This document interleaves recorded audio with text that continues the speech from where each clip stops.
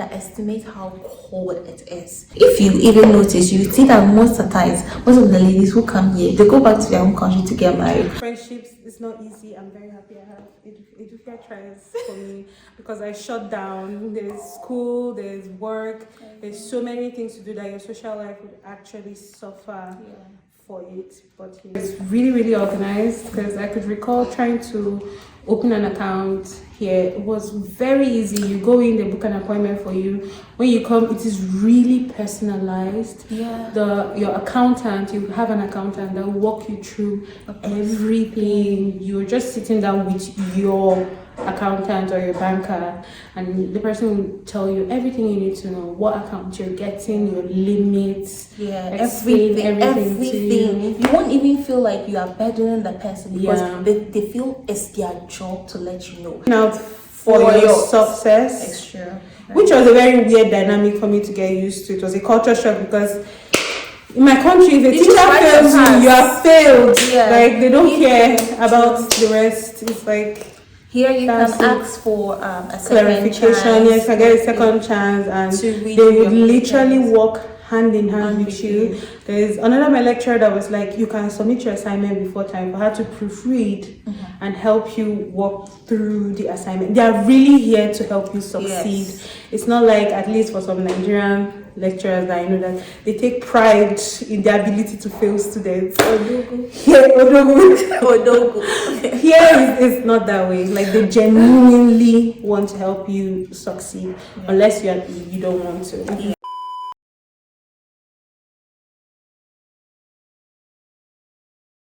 Hi guys, welcome back to my YouTube channel. I'm back. Welcome back to another video.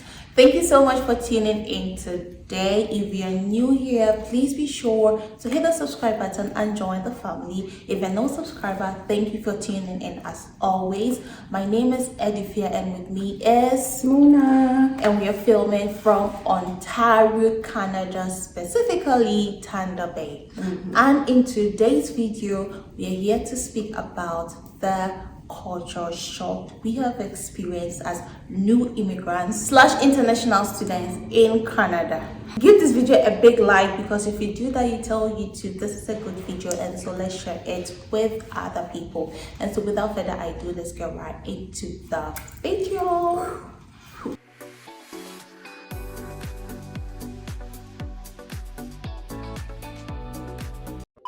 It's very essential to know that we are not immigration officers, and everything that we are sharing here is based on our own lived experience.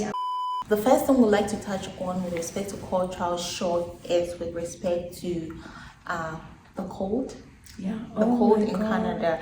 I mean, people say Canada is cold, Canada is cold. You hear that a lot, but normally you underestimate how cold it is. Sometimes it could be really annoying because the temperature varies. Someone says Canadian weather has bipolar. It is not permanent. Sometimes it's good, sometimes it's bad.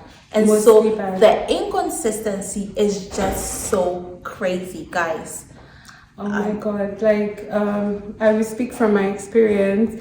When I was shopping to come to Canada and I was like buying winter clothes. Like Nigerians, if you're in Abuja, let's go to markets to go and buy winter coats. See, let me just be frank with you. The weather that they are selling is for UK. It's not Canada weather. Canada weather. That jacket you are thinking you're buying, it's not gonna pass. It won't pass the weather. It won't pass the vibe check. It is going to be horrible because you will be cold. The thing is, one thing about like the cold is that we can see for all places, because it also differs, right, based on where you live or where you're coming from, or your city or province. So we have other places which are relatively warm, but that's warm by Canada standards, not by any other place. Exactly, which is warm. And so that was like one of the cultural shocks. It was like really surprising to know how cold it gets and how it could last. Like I'm like, when is the sun coming out? Can it be warm already? But the key anyway is layering. Like, I know when I first came, I would wear so many things. I still do that. I wear like 3 things inside before my overall winter coat because the cold is just too much. Yeah. That's why I advise, again, don't over shop like that. Their clothes here are built for their weather. Most of their clothes have this woolly lining in it, so you can wear it to feel warmer than whatever you think you're buying. So just buy enough to keep you okay. Then when you get here, there are thrift stores. It's really affordable. You can now get like proper winter gear. Yeah. The second thing is about their functional services or accessibility to functional services. It will just surprise you to know that you can get access to accessible functional services, right? Example is recently I wanted to do my photo card or my province card, and this was me thinking I was going to find a very hard time in getting my province card. So one thing that helps here is to put the location in Google Map and then type the place. So I searched and it said it was there was one which was a 6-minute walk away from me. There was one which was 15 minutes walk. So they try to like put those services in closer to where you live, so that in case of contingencies or when you need such services, you don't have to struggle to get things like that. Like if you're Ghanaian, because we're in a smaller city. Okay, it's different from really. But I mean that's why we say based on our experience. So for instance, if you're Ghanaian and you're watching this video, right, there's something called Ghana card. They're trying to let everyone in the country have a membership or citizenship card.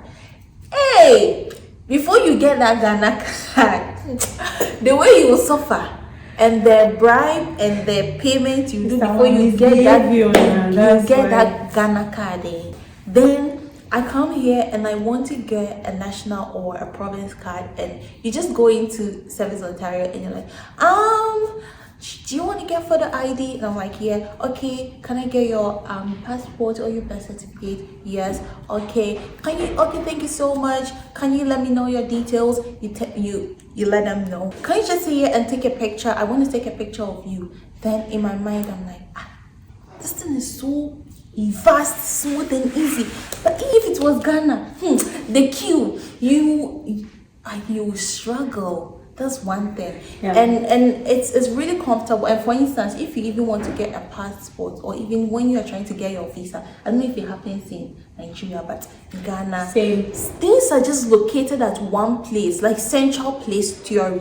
All the functional services are just located at one place, and it's just so hard. So if you live at maybe a rural place or probably a peri-urban place, you might not get access to things like that, and you have to be traveling, going back and forth, and it's so frustrating. Yeah, I would really agree. Their system here is really, really organized, because I could recall trying to open an account here. It was very easy. You go in, they book an appointment for you. When you come, it is really personalized. Your accountant, you have an accountant that will walk you through everything. You're just sitting down with your accountant or your banker, and the person will tell you everything you need to know, what account you're getting, your limits, everything to you. You won't even feel like you are burdening the person, because they feel it's their job to let you know.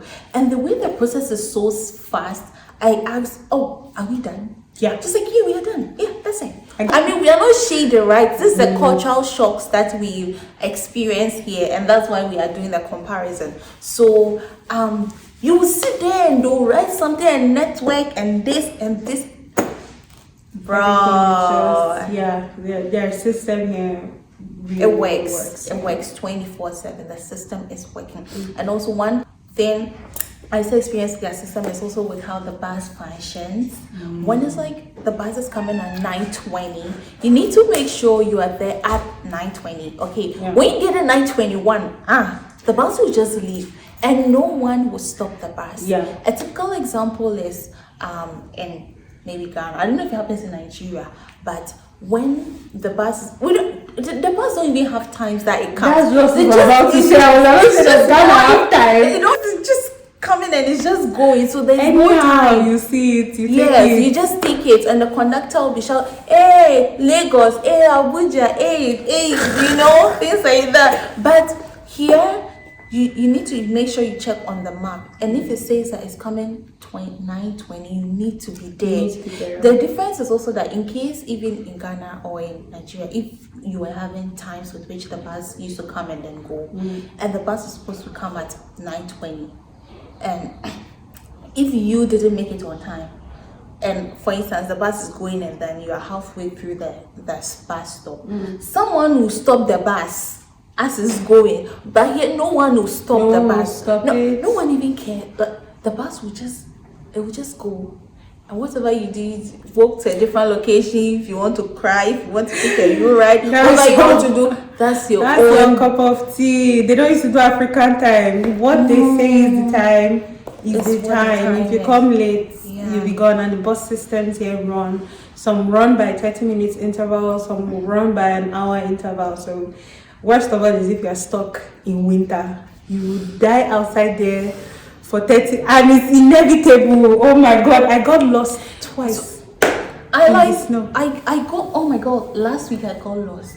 Yes. I sat in a different bus because I had a long day at work, and I was feeling fussy and my head was spinning. I felt so lightheaded, and when I realized I was in the wrong bus, and oh my God, save that story for another time.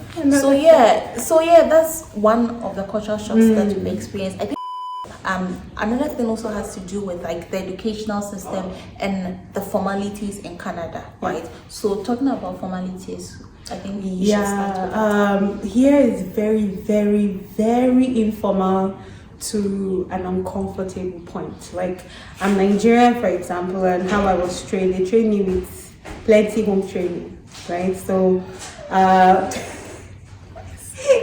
you know how, I don't know, for the rest of Africa as well, we have respect. We put Mr. in front of people's names, sir, the ones we call auntie. Even if it's not your uncle, it's uncle. Exactly, or uncle. Or auntie.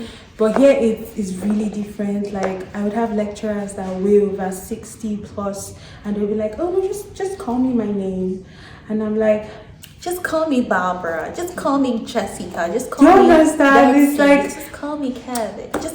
The home training in you would be resisting the urge to do it, but you would have to get used to it. As time goes on, you just get used to it, and it doesn't mean you're disrespectful. It's just how it is here. I mean, you can just practically shout your lecturer's name just like that. God. But you know, in Africa, do you know who I am? Exactly. Do you know my qualification? Oh my God! Even saying like, if your lecturer calls your name, you can be like, "Oh yes." Yeah. But you know, in Africa, if your lecturer calls you, you're saying yes. Yes, who? You do not have yes, ma'am. Yes, sir. You are in trouble. I think your age mates. But here it's like they don't really care, because that's not the reason why they are here for you. I mean, they are after the end goal. Yeah, that's what's important to them. The process. Yeah. Not really. Same with the education as well. Your teachers work in hand in hand with you. Yeah. And like speaking from my personal experience, when writing assignments, the way we were taught to write assignments, right, in Nigeria, I'm going to use, for example, one of my papers that I had, right?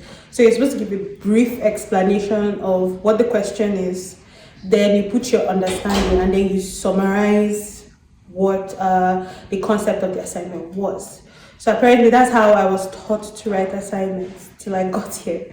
And they don't need, like she told us outright, I don't need you to summarize or explain anything. Just go straight to the point. Don't relate whatever you want. They call it like redundancy. Yes, they call it redundancy. Yeah, and don't just answer the question. She actually failed me, but she failed me for that course, but she did call me back. Okay. Because she understood that I'm an international student, and that's because they see it a lot. Exactly. The lecturers, they see it a lot, so they know. So she failed me intentionally so that both of us could sit down and work together to rewrite my assignment. So it's really nice. They are actually looking out for your success. It's true. which was a very weird dynamic for me to get used to. It was a culture shock because in my country, if a teacher fails you, you are failed. Yeah. Like, they don't care about the rest. It's like, here you can ask for a clarification. Yes, I get a second chance, and they would literally walk hand in hand with you. There's another my lecturer that was like, you can submit your assignment before time for her to proofread and help you walk through the assignment. They are really here to help you succeed. Yes. It's not like, at least for some Nigerian lecturers, I know that they take pride in their ability to fail students. Here it's not that way. Like, they genuinely want to help you succeed, unless you don't want to. If you fail, it's because you want to fail. That's so true. And also, like, with the educational system, I was just thinking about how intense and rigorous the process is as compared to Africa, right? We've spoken about that in a video where we spoke about international student struggle in Canada. Yeah. So if you haven't watched it, I'm going to be putting the link up here, or it's going to be in the description. So please do want to check that out. The education system is just one heaven of a ride. Yeah. So just check that out. We wouldn't want to talk too much about it. So yeah, just keep that in mind. Also, talking about the high level of individualism in Canada, Mona, do you want to start with that? Okay, so I would speak from my experience when I first got here. So the bus systems in Africa and the bus systems here are not necessarily the same, or should I say in Nigeria, it's not the same with what they have here. So the first time I got on the bus, like, I don't know, it was obvious I was new, because there's a saying here that you will know a newcomer because they're always on their phones like this, checking the map, checking the map. You're so, that's anxiety. You're so scared you miss the bus. You miss the bus and everything. And then I got on the bus and nobody, like, it was so cold. Like, nobody even cared to, like, assist me or something, which I found very different, because in Nigeria there's always somebody.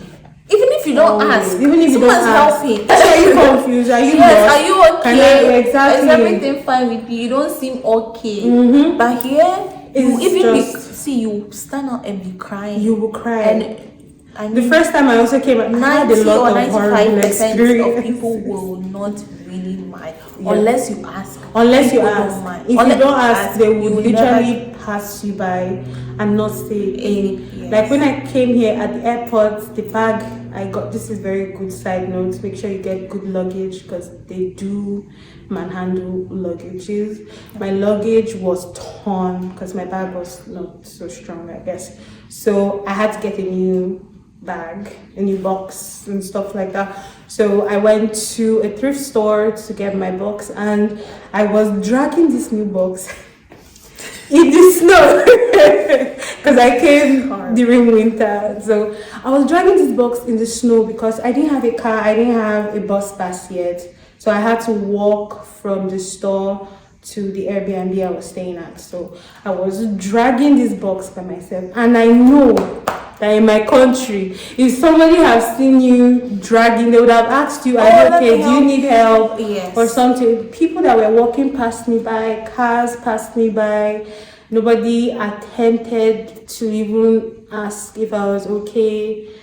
This just speaks to how individualistic they are here. It's not like the community lifestyle that we're used to in Africa. Yeah, we are much more communal in Africa as compared to here in Canada. And so this just made me this reminded me of two instances that I got stuck. I think the first one was basically, I've spoken about both experience on the channel. So one is how I talk about the fact that winter cold almost killed me, and the fact that I also spoke about my first day, like my first day in class experience. You guys should go check that video out. On my first day in class, it was raining. I didn't take a coat, nothing. I was just soaked in rain, and I was just walking to class. And if it was Africa or if it was Ghana, someone might have asked, do you need help? Can I help you? Can I take you to where you're going? Because clearly, you see, I'm soaked in rain. Yes. And so I need help, but everyone just passes by. It just goes like, Literally, that's just how they are. And initially, And I some was people like, even look at you. yes, They look at you and they look you smile dead in in the your eye eye. and pass. But I used to think, oh, are Canadians not nice? They are, in a way, but it's just like you have to ask first. They don't assume first. You have to let them know first. They before don't they do assumptions. Yeah. At all. In Africa, we like to do We assumptions. We assume we're very quick to jump to assumptions. Oh, I told this better, you feel this. No one was thinking, no one is feeling. Speak up. Speak up. You have to ask first. You'll be in an uncomfortable situation. Yeah. Just speak up. And then also another culture shock is the effort that Canadians are putting into curb the issue of food insecurity, right?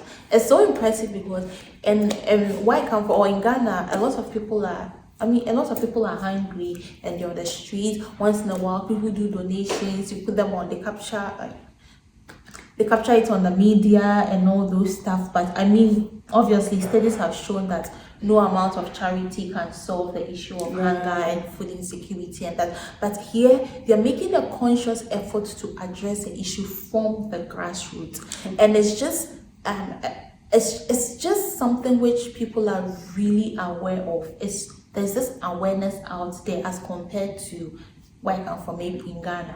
So we might know people might know of the issue of food insecurity, but if you want to strike the average or just do an assessment of the people who really know it, even per the average person, I'm sure you might like really struggle to have like a high score or something, because we know people are hungry, we know people have food, but you know one thing about Africa is like we barely solve the issue, barely address it from the root.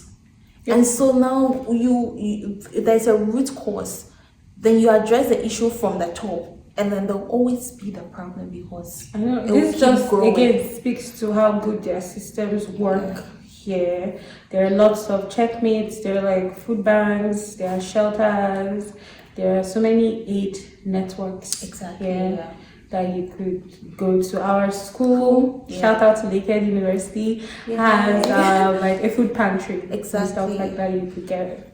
So if you're a student and you're short on groceries, or you're just basically short on groceries, you could just walk in there, take what you would need. There's different stuff or different varieties. Just pick whatever you need and just walk out, you know. Even though there's just a little bit of stigmatization attached to people who go to food pantries and things, but it shouldn't really be your problem. Yours is to eat and be full. So we just really want to acknowledge the fact that they are doing a very good job with addressing the issue of food insecurity in Canada. Big ups to you, you're doing good. So now we also want to talk about making friends, lifestyle / dating life in So, oh my goodness. I don't know, it's good we even put this here because normally people don't watch up to this point. So if you are still watching, please give this video a very big like. Give this video a thumbs up, subscribe to the channel, share to your friends, share with other people. Because when you do that, you tell YouTube this is a good video, and so let's share it to other people. And also, this is the second time we're having Muna on the channel because you guys watched the first video. So please like, share, subscribe, and do all the needful. Talking about that, right? It's just, I don't know, it could be good for people, okay, but for Africans who normally come here, if you even notice, you see that most of the times, most of the ladies who come here, they go back to their own country to get married because it could be ghetto, it could be very ghetto, the mud, it could be the potter, it could be like rough here because I have had instances where I think you should come in first with this because I am just very less with this dating thing in here. God! See, that is something. See, dating here is the equivalent of like dating in university. She's in Africa. She's based on experience. Based on my experience, it's like dating in uni where like everybody knows everybody, because the African community here is quite small. Also based on where you live. Based on where you live. But here we are in Thunder Bay. This is a small city. So it's a small city with a small group of African community as well. So when I tell you that your gist it will go round and round. Everybody it will go. This Nigeria, so if they did a self-dating event, especially the males in this town, it will go. Why won't it go? Oh my god! It's almost like you are. Everybody has had something to do with almost everybody, because the circle is so small. So aside you want to date outside your race, which is another struggle to begin with, especially if you're new and you've never interacted with people of other races before. The way they approach dating, their dating lifestyle, how they speak, what they do in dates, it varies from race to race. So it is something you need to consider before you decide to embark on that journey. But if you are stubborn like me, black is black. That is what I like. They get ready to swim in poto. What's poto? What's that? What's the word? Sorry, mud. Oh, as a Nigerian. Sorry, my Nigerians will understand what I said.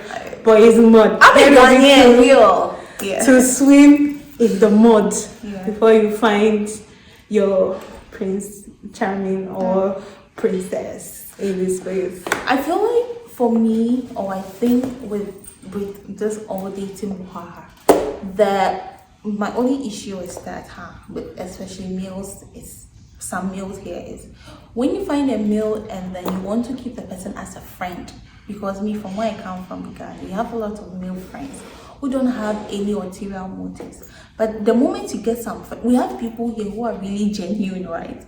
But some other people too, they have their plans in their mind to do very bad things to you, and most of them are Nigerians. Funny enough, this is Nigerian. I am so scared for my life. See, Nigerians don't play. Excuse me. Some Nigerians. Better. Some Nigerians. Thank you. Some Nigerians. Because this is how one day when I become some prominent person, someone will come and hide that part and say, "Hey, you said this," and they used to do propaganda.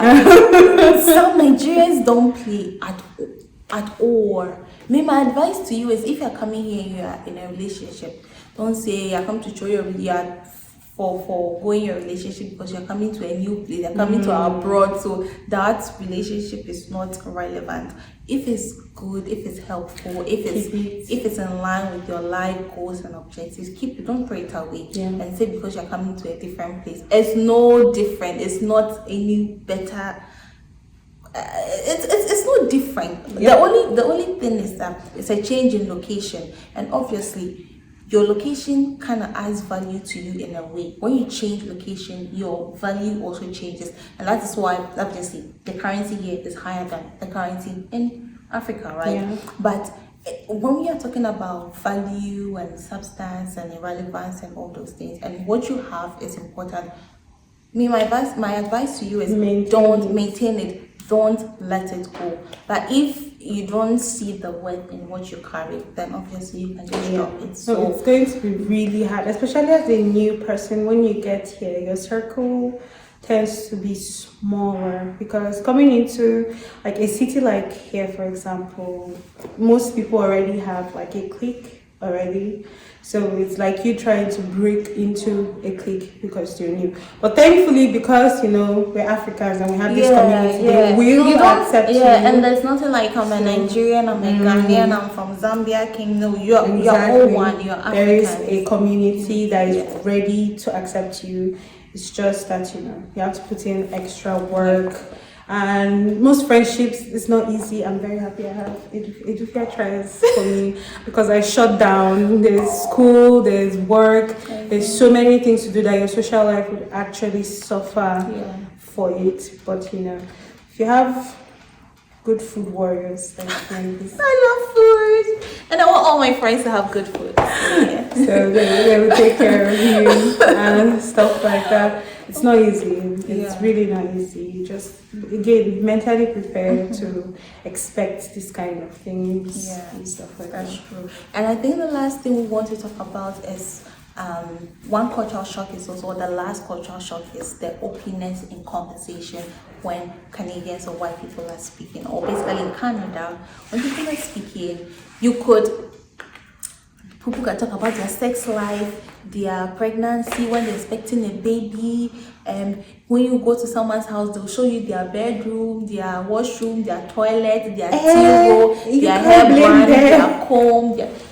Let's start from they don't have haters, they don't have enemies. Pregnancy. Oh, it's due in the next week. It's due in 60 seconds. It's due in Africa. You want to use evil eye to follow my pregnancy? I should tell you when I'm expecting the baby. You expect it and even wait till the child is like some weeks or months old. No, it's because they don't believe in bad belly here. It's not something that is common. Everybody's just naturally very open, very trustworthy. Like you come to somebody like this auntie's house. The door is not locked. I literally walked in, opened her door, and woke out from sleep. Like they're just very open. And they don't think like a bad person. Yes, they don't think. Also, they don't expect. Yes, they don't expect badness. And also, if you're a bad person and then you are in, keep being bad. But when you're fished out, the system will hold you, and it won't vomit you out. It will keep you close to their heart. The system will not let you go. Honestly, I think the people that even talked so bad, like that have heard backbiting people or throwing silent shade is our race. It's us that are doing ourselves. Most white people don't really care. It's more of like, they do what they want to do, they go and they expect the same from us, but it's just, I know it's our thing. We come in suspicious first. That's the first thing in your mind. You're suspicious of everything and everything. Anything could be a scam kind of thing, and it's probably because of how It's probably because of how our society was. I will bite you. I will physically bite you. We're doing a video. So it's probably just that. That's just it. But like here, they're not so suspicious. Everybody's very open-minded. I mean, you meet someone in the grocery shop, and I have one friend who said she met one lady and she was talking about, and the boyfriend had this sex, and they went to chop off the husband's penis, and they did this, and she was like, "Oh my god, that's a lot." Because how do you meet a stranger and start talking about all these things? It's because they don't believe in that now. Here in our continent, you don't know if you're speaking to your enemy that will use whatever you said against you. Here they're not that way. They're just less suspicious. And also there's this contentment here. People are okay. It's just about survival. It's not about who's driving the flashiest car. Maybe it's just a handful of people, but again, I think it's the city we're in at this point. But people just live and survive. They literally very unproblematic. Yes, it's like it's not. If your house is big, it's not any extra price. If you see this house, stop it. We're doing a video. It's not a big deal, right? People just live. They basically live their life. And it's so satisfying, honestly. And that's why things work, because they don't have the head to be thinking about how to maybe steal the next Range Rover from school funds, and people do that too. But I mean, it's not like you'll find majority of people worrying their heads and fighting over how to steal the next. But once again, people do that. But it's not really much of a big deal. And so they live focusing on important things than trying to be, I definitely do agree. Agree with that. So I think that's where we want to end today's video. Do you want to say anything? Do you want to add something? I would just say that be prepared when you're coming. Aside the other regular preparation you would have to do. Just try to develop the habit of unlearning everything that you've previously learned, because you need to unlearn a lot of things for you to be able to blend in and be open-minded. Be open-minded. Don't take things too personally, because again, they're really ignorant. There's some really ignorant white people here, so don't take things too personally, because they're not taking it personally as well. So just do that and you'll be happy. Yeah. And also when you come here, try to find comfort in just the little things. Celebrate your success, celebrate your milestone. If you used to get 70 in school and now you get 72, be happy for yourself, because the system is just going, everything is just happening at once. So if you don't take time and just look back and realize or acknowledge the little success that you achieve, you will just be frustrated and you think nothing is working for you. But hello, you have a lot going on for you. If not anything, you're in Canada. It's a very lovely place to be at. So please, just, there's a lot going on for you. Don't be trapped at all in the system. That's it. And don't let the system frustrate you, okay? So this is where we want to end today's video. Thank you so much for watching. And once again, I know that, or I am positive that you did enjoy today's video. Let me know your thoughts in the comment section, and let me know if you guys want to keep seeing Muna on the channel, and also if you want to keep seeing different faces on the channel. This is like a new section I'm bringing onto the channel, this a new thing with friends. Exactly. So I want to see how this goes, and then I'll be able to tell based on your feedbacks and your cooperation, and then maybe the viewership and all. So please share the video, like, subscribe, and do all the important things. And also don't forget to follow me on Instagram and on TikTok at edufiaakrong, and follow Muna on Instagram at, you would see it linked. Okay, so thank you guys so much, and also check out other videos. I have so much videos on the channel, about Canada, how to come here, scholarship, proof of funds, just a lot of videos, guys. Check them out. Check them out. The question you want to ask right now, I have addressed it on the channel, so check it out. What to pack to Canada, everything, how to book a flight, check them out. See you in the next one. Bye.